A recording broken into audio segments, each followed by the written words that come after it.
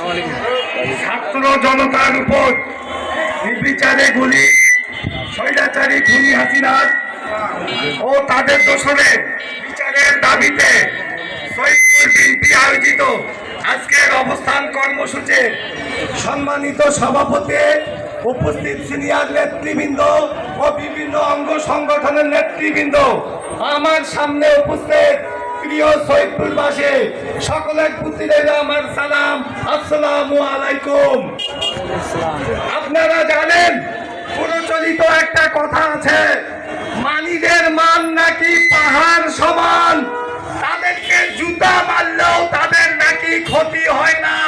তো বর্তমান আওয়ামী লীগের অবস্থা ওই পানিদের মান পাহাড় সমান। এই আর বাংলাদেশে প্রোপাগান্ডা চালাচ্ছে ওই সুদূর ইন্ডিয়াতে বসে, উনি নাকি বার্তা দিচ্ছেন উনি এই বাংলার জমিনে আসছেন। আমরা বলি শহীদ রাষ্ট্রপতি জিয়াউর রহমানের হাতে গড়া দল বিএনপির প্রতিকার নেতা করবে আম জনতা ছাত্র সমাজ চায় উনি বাংলার জমিনে আসুন, ওনার অপেক্ষায় আছে।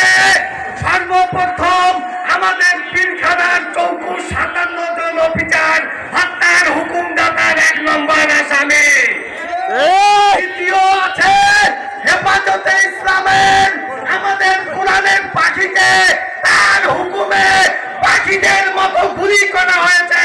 বন্ধুরা আমার, আমরা বিগত দিনে ইতিহাস শুনেছে, ইতিহাস দেখেছে। রফিক, সালাম, বরকত, জব্বারকে আমাদের দেখার সুযোগ হয় নাই।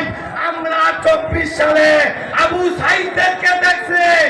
আপনারা আসেন, আপনাদের অপেক্ষায় সমগ্র বাংলাদেশ।